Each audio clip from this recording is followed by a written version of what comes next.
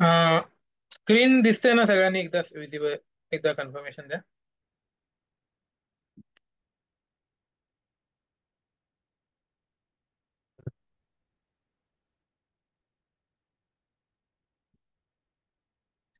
Yes. Okay. ठीक आहे. ठीक आहे, आले वाटतं सगळे. एक मिनिट थांबून सुरू करतो.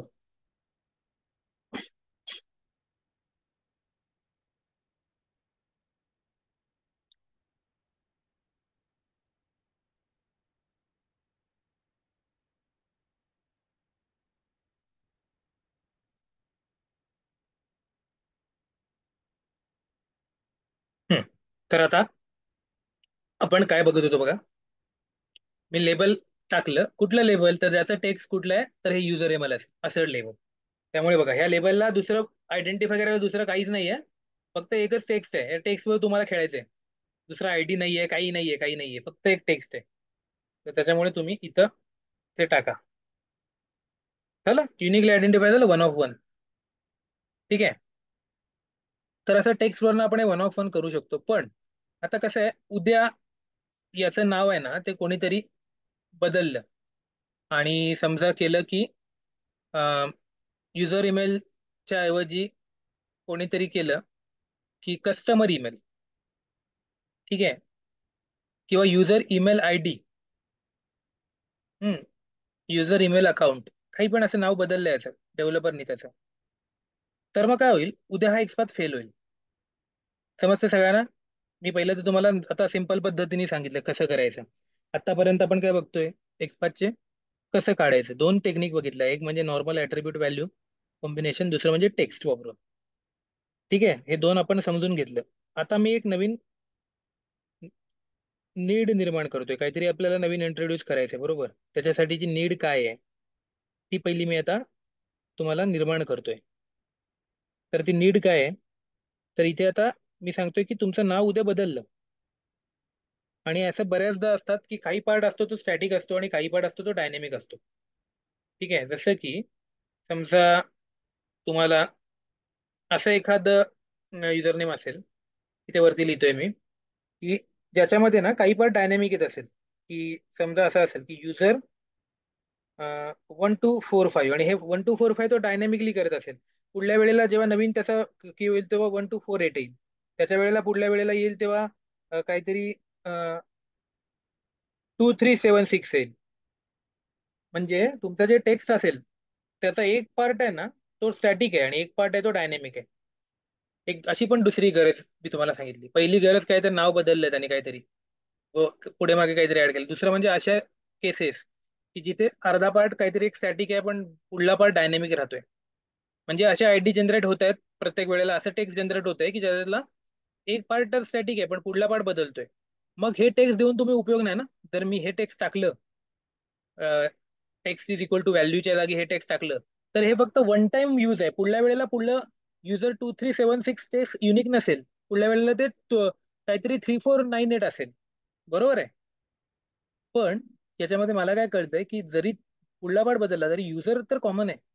त्यामुळे जो कॉमन पार्ट आहे, जसं इथे की समजा युजर नाव बदललं, तर ईमेल नाव तर कॉमन राहील. काही झालं तरी ईमेल आयडी असेल, तो भले कस्टमर असेल, युजर असेल किंवा ईमेल आयडी असेल. आतमधलं टेक्स्ट काही बदलेल, मधली स्पेस काढतील पाहिजे तर ते, पण ईमेल नाव तर तिथे काही करून राहणार. ठीक आहे.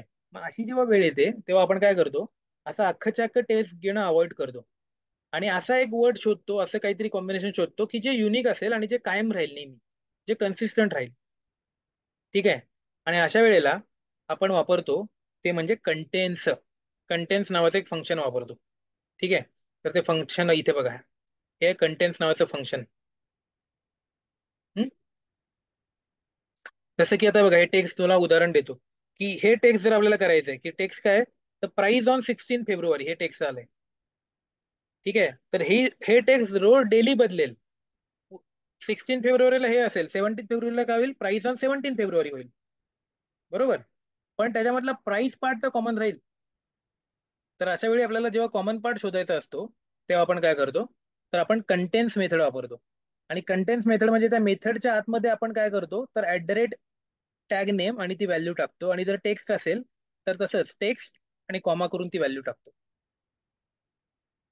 ठीक आहे. तर कंटेन्सनी काय होतं, तरी हा पार्ट जरी या आतमध्ये कुठेही जरी येत असेल तरी ते काय होतं, ते वर्क होतं. ठीक आहे. म्हणजे आता आपण इकडे बघू कंटेन्स कसं वापरायचं. इथे बघा, आता हे युजर ईमेल आहे. आता मला उद्या युजर ईमेल नको, मला फक्त ईमेल शब्द पाहिजे. जरी ईमेल शब्द आला तरी तो आयडेंटिफाय झाला पाहिजे. ठीक आहे.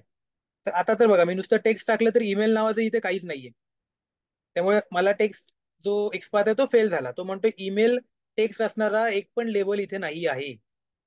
मग मी काय म्हणतो, मला ईमेल टेक्स्ट असणार नको, पण ज्याच्यामध्ये ईमेल असेल, ईमेल ज्याचा एक सब टेक्स्ट असेल किंवा ज्याचा पार्ट असेल, असे तरी मला लेबल असतील ना, तरी ते पण चालतील मला. मग मी काय करणार आता बघा, इथे मी कंटेन्स मेथड टाकणार. बघा नीट हा, इथे कंटेन्स टाकणार, त्याचा ओपनिंग ब्रेस टाकणार आणि इकडं त्याचा क्लोजिंग ब्रेस करणार. कंटेन्स मध्ये मी हे टेक्स्ट टाकणार आणि कंटेन्स जेव्हा येतं तेव्हा मध्ये इज इक्वल टू नसतं, तर मध्ये कॉमा असतो. तर हे इज इक्वल टू जाणार आणि इथे कॉमा येणार. कॉमा आला रे आला की जागे झालं लगेच आयडेंटिफाय. म्हणजे फक्त ईमेल वरनं त्यांनी हे युजर ईमेलला आयडेंटिफाय केलं. आणि म्हणजे उद्या या युजरच्या जागी काही पण बदलले शब्द तरी मला फरक पडत नाही, जोपर्यंत ईमेल शब्द असेल. आणि मी शुअर आहे की ईमेल शब्द हा एकदाच येणार आहे. ईमेल आयडी एकदाच असणार फक्त या अख्ख्या फील्डवर. त्यामुळे मी असा एक युनिक शब्द निवडला की जो कन्सिस्टंट असेल. याच्यात दोन कीवर्ड आहेत, युनिक पण पाहिजे आणि कन्सिस्टंट पण पाहिजे. नीट लक्षात द्या, युनिक आणि कन्सिस्टंट राहणारा असा मी एक वर्ड निवडीन आणि तो मी कंटेंट साठी वापर. कळलं सगळ्यांना कसं वापरलं कंटेन्स? हे झालं कंटेन्स टेक्स्ट साठी वापरणं. आता आपण कंटेन्स काय करू, तर याच्यासाठी वापरू. मग अशी आपण केलं होतं ना शुभ 16, तर उद्या हे शुभ 17 होईल, शुभ 18 होईल. ठीक आहे. पण शुभ नाव तर सेम राहील. असं जर असेल तर आपण आता कसं करायचं, तर हे टेक्स्ट कंटेंट जर तुम्हाला कळलं असेल तर मी आता पुढे जातो. पहिलं तर मी तुम्हाला आपला साधा एक्सपाथ काय होता ते दाखवतो. याचा साधा एक्सपाथ काय होता,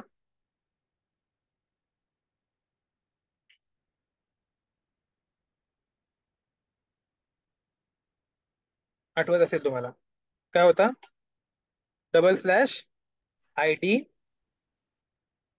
नाही ते काय होतं, बटन होतं ना, इनपुट होतं.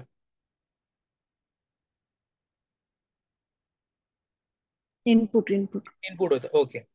इनपुट, त्याच्यानंतर I D is equal to single united comma मध्ये काय होतं आपलं, शुभ 16 होतं. काय राहिलं सांगा पटकन. At the rate. At the rate. @ राहिलं. ठीक आहे, झालं. तर आता हे बरोबर होतं. आता आपल्याला काय करायचंय, तर आपल्याला, आपण काय म्हणतोय, हा नंबर डायनेमिक आहे. आज 16 आहे, उद्या 17 येईल, परवा 18 येईल. त्याच्यामुळे हे आपण हा आयडी कायमस्वरूपी नाही होणार. ठीक आहे. त्याच्यामुळे मग आपण काय करतो, आपल्याला फक्त शुभ नाव कॉमन पाहिजे. पण असं असा @ID नाहीये कुठेच. आयडेंटिटी तो युनिक पाहिजे. त्यामुळे आपण काय करणार, तर इथं कंटेन्स टाकणार, कंटेनचा ओपनिंग ब्रेस टाकणार आणि इथे कंटेनचा क्लोजिंग ब्रेस टाकणार.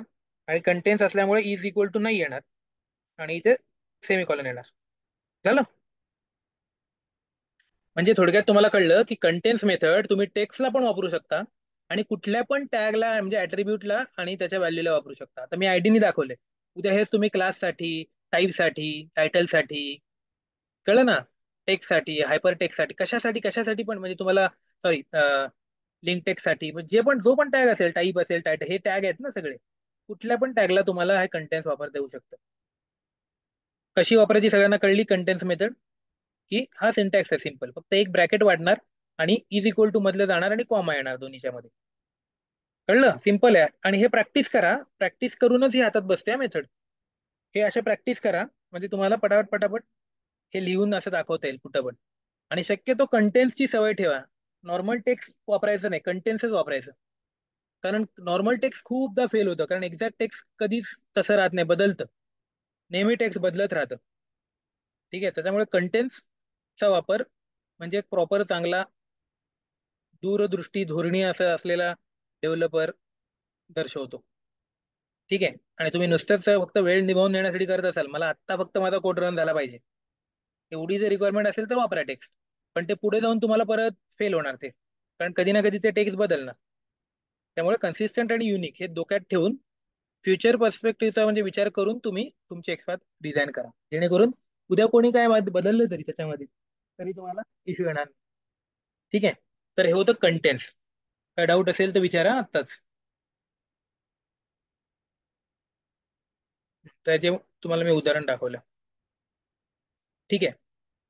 आता बघा, आता युझिंग एक्सपाथ मध्ये आता खूप प्रकार आहेत, ते मी एक एक तुम्हाला दाखवतो. एक म्हणजे तुम्ही जे लॉजिकल गेट्स आहेत, जे लॉजिकल, ज्याला आपण हे म्हणतो ऑपरेटर्स म्हणा किंवा गेट्स म्हणतो, ते पण तुम्ही याच्यामध्ये वापरू शकता. ते म्हणजे ऑर आणि अँड. ठीक आहे. तर आता याच्यामध्ये एक तर ऑर तुम्ही वापरू शकता. तर ते वापरताना बघा, इथे तुम्हाला सिम्पल स्मॉल मध्ये ऑर वापरायचं आहे. ठीक आहे. तर हे कसं करायचं, तर ऑर म्हणजे काय, तर एकतर त्याचा टाईप सबमिट असेल किंवा नेम ओके असेल, या दोघांमधली कुठली तरी एक कंडिशन ट्रू असेल. असं जरी एखादं बटन मिळालं तरी ते बटन काय होईल, आयडेंटिफाय केलं जाईल. ठीक आहे.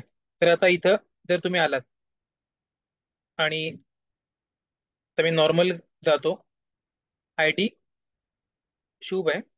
ठीक आहे. आता हे तर आयडेंटिफाय होत नाही. ठीक आहे. मग मी एक ऑर कंडिशन टाकतो. ऑर आणखीन एक कंडिशन टाकतो.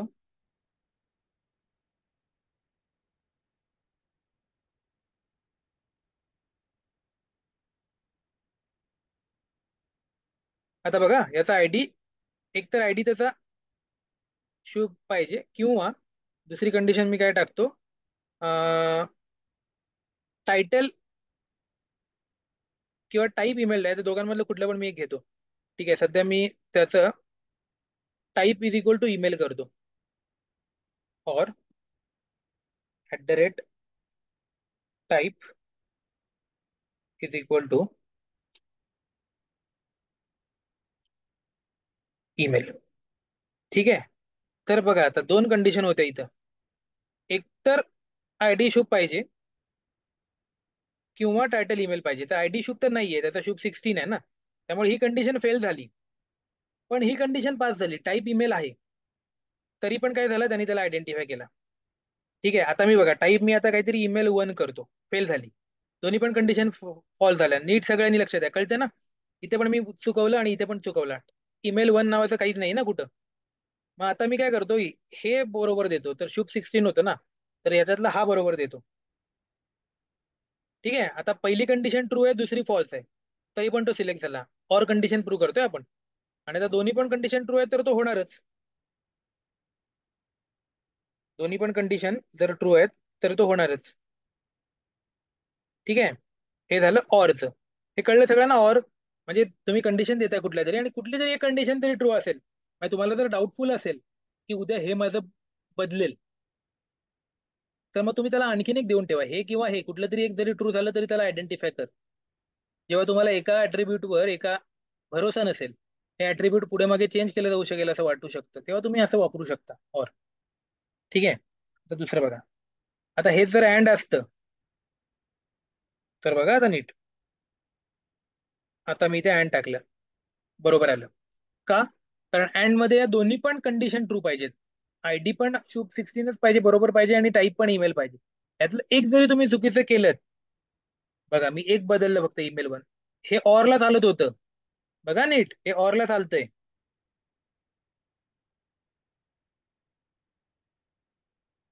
ऑरला चालतंय हे, पण हे अँडला नाही चालत आहे. एक चुकीचं असलं तरी ऑरला चालतंय, पण हे अँडला नाही चालत आहे. अँडला दोन्ही पण बरोबर पाहिजे. ठीक आहे. त्यामुळे हे आपण जस्ट टेस्ट करतोय की कसं चालतंय आणि कसं नाही चालत आहे. आता बरोबर आलं बघा. आता याच्यातलं मी पहिलं जरी चुकवलं, बघा तरी पण त्यांनी मला एरर दिली. म्हणजे दोन्ही बरोबर असतील, ऍट्रीब्यूट आणि त्याच्या व्हॅल्यू, तरच तो आयडेंटिफाय करेल. कळलं सगळ्यांना याच्यामधला फरक? तर हे आहेत युझिंग ऑर अँड अँड, हे गेट वापरले आपण. ठीक आहे. सगळ्यांना कळतंय ना? हा, ठीक आहे. तर आता दुसरं बघूया. तर जशी कंटेंट्स आहेत ना, तशा आणखीन बऱ्याच मेथड, ह्या सगळ्या मेथड्स आहेत ना, त्या सिमिलर आहेत, म्हणजे तुम्ही त्या स्टडी करू शकता. तर तशातली एक बघू आपण. इथे पण त्या सगळ्या मेथड दाखवल्या, जर तुम्ही बघाल ना, हे बघा, इथे एंड्स विथ दाखवल्या. तशी आपली स्टार्ट्स विथ आहे, तशी इथे एंड्स विथ मेथड दाखवली. तर म्हणजे इथे आपण जसं टेक्स्ट कंटेन्स केलं होतं, तसं जर टेक्स्ट एखादं starts with a particular value असेल, जर सुरू होणारी असेल, तरी तो एक्सपाथ त्याला आयडेंटिफाय करतो. ठीक आहे, म्हणजे आता इथे कसं होतं, आपण हे लेबल केलं होतं. युजरने हे आपण केलं होतं, इन्स्पेक्ट करू याला.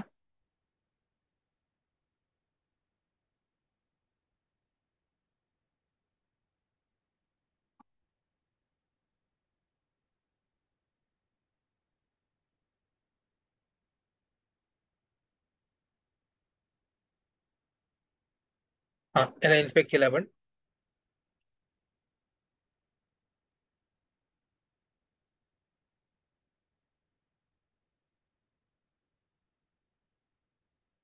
इथे बघा, हे युजर ईमेल आहे. ठीक आहे.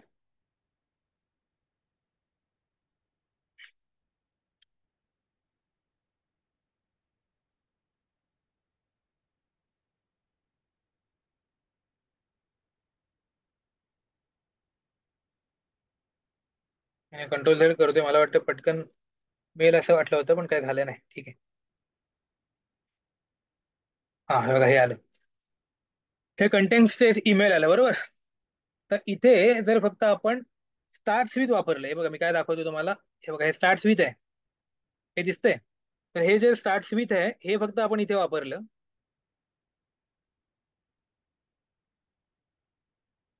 हम्म. अजून तो झाला नाही, कारण हे ईमेलनी स्टार्ट होत नाही. स्टार्ट कशाने होते? युजरनी स्टार्ट होते. त्यामुळे हे टेक्स्ट ज्यानी स्टार्ट होते, यू जरी टाकला बघा तर तरी बरोबर आहे. एस टाकला तरी बरोबर आहे, ई टाकला तरी बरोबर आहे, आर टाकला तरी बरोबर आहे. पण हे जर तुम्ही इथे काही पण चूक केलीत, युजेट केलीत, तर नाही होते, कारण ते युजेटनी स्टार्ट होत नाही. कशाने स्टार्ट होते? युजरनी स्टार्ट होते. स्पेस टाकली तरी बरोबर आहे, परत एवढं टाकलं तरी बरोबर आहे. म्हणजे स्टार्टिंगची तुम्ही कुठली पण स्ट्रिंग टाकेल ज्याने ती स्टार्ट होते, तरी ते बरोबर येणार. कळतंय? म्हणजे स्टार्ट विथ टेक्स्ट तुम्हाला टाकायचं असेल, असंच तुम्ही एंड्स विथ करू शकता. एंड्स विथ जर तुम्हाला करायचं असेल तर बघा, इथे त्यांनी एंड्स विथ मेथड पण दिली आहे. तर तुम्हाला काय करायला लागेल, फक्त शेवटचा पार्ट इथे टाकायला लागेल. ठीक आहे, एंड्स विथ मेथड बघा इथे दिली आहे. तर एंड्स विथ जर तुम्हाला करायचं असेल, तर तुम्हाला इथे फक्त एंड्स करायला लागेल. मग तिथे तुम्हाला काय करायला लागेल, तर शेवटचा पार्ट द्यायला लागेल. म्हणजे कुठला? Email.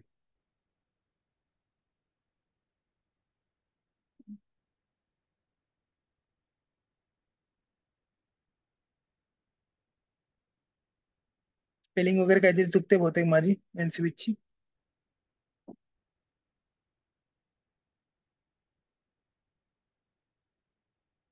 Ends, ENDS, WRTH, text.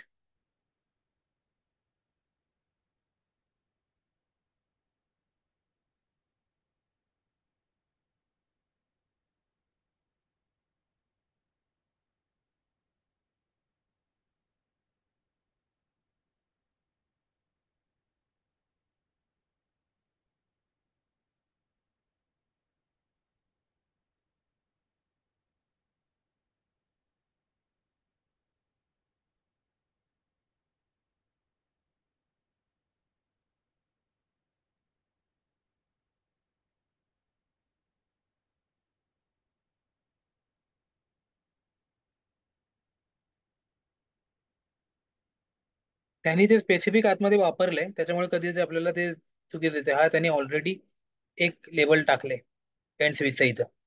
ठीक आहे, बघू ते एंड स्विचचं. पण ठीक आहे, आपण स्टार्ट स्विच, हे तुम्हाला समजलं की ते काय येत नाही, मला पण नाही कळत आहे.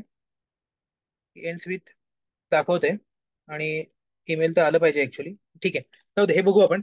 तर इथपर्यंत कळलं.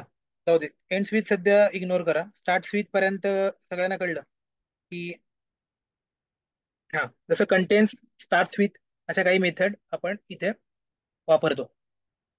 बटन, या काही मेथड्स आपण बघितल्या की एक्सपाथ पहिले तर आपण बघितले सिंपल कसं वापरायचा. त्याच्यानंतर टेक्स्टनी कसा वापरायचा. त्याच्यानंतर कंटेन्सनी कसा वापरायचा.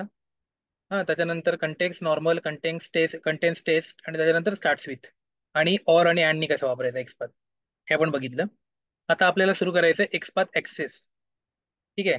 हे आता एका लेक्चरचं काम आहे, म्हणजे हे एक्सपाथ ऍक्सेस एका लेक्चरमध्ये, आणि मग त्याच्यानंतर एक्सपाथ आणि CSS चे डिफरन्स. मग इथे आपलं हे संपून जाईल. मेन एक्सपाथ आणि लोकेटर संपून जाईल. मग त्याच्यानंतर आपण वेब एलिमेंटच्या मेथड बघणार. आणि मग ऍक्च्युअल आपलं सेलेनियमच्या जे पण आहेत हे सगळं, म्हणजे हँडल कशा करायच्या वेगवेगळ्या गोष्टी. लोकेटर्स आणि मेथड एकदा झालं की मग रेडिओ बटन्स कसे आहे, चेकबॉक्स कसे आहे, ड्रॉप डाऊन, फ्रेम्स, ऍक्च्युअल सेलेनियमचा कोर पार्ट. म्हणजे हे वापरून त्या मेथड्स वापरून मग वेगवेगळे एलिमेंट कसे हँडल करायचे, अलर्ट्स कसे, टेबल्स कसे, कीबोर्ड हे सगळे इंटर क्वेश्चन्स आहेत त्याच्या पुढले. How do you handle radio button, check box, drop down, frame, सगळ्यांवर inter question. Window, alert, popup, tables, प्रत्येकावर इंटर क्वेश्चन्स मला स्वतःला पण विचारले गेलेत बऱ्याचदा. Keyboard event, mouse event, screenshot, date calendar, wait, synchronization, सगळं. हा, हे सगळं आपल्याला बघायचंय. आणि हे एकदा झालं एवढं की आपण लगेच सुरू करणार फ्रेमवर्क. ठीक आहे. तर असं पण आता आपण ऍक्च्युली कोर सेलेनियम मध्ये आहोत. तर हे आहे. ठीक आहे, तर आज थांबू आपण, मला थोडं बाहेर जायचंय. त्यामुळे उद्या आपण, रेग्युलर टाइम आपला आहे मला वाटतं 7 वाजता. तर काय कोणाला नसेल तर त्याच टायमिंगला भेटू आणि उद्या आपण कंप्लीट करूया एक्सपाथ. म्हणजे हा जो लोकेटरचा पार्ट आहे तो उद्या कंप्लीट करू, म्हणजे जेवढा वेळ लागेल तेवढा लागेल. उद्या तो कंप्लीट करून टाकू. ठीक आहे. तर काय डाऊट असेल तर विचारा. रेकॉर्डिंग सगळ्या केल्यात, मिळाल्यात ना रेकॉर्डिंग? कोणाला जर नसेल मिळत, कुठलं अवेलेबल नसेल, तरी मला पिंग करा किंवा रिमाइंड करत जा मला की रेकॉर्डिंग. चालते, काय डाऊट नाहीये? ठीक आहे, भेटू मग सगळ्यांनी उद्या सकाळी 8 वाजता. सॉरी, उद्या सकाळी 7 वाजता. चालते, चला बाय. Bye, thank you.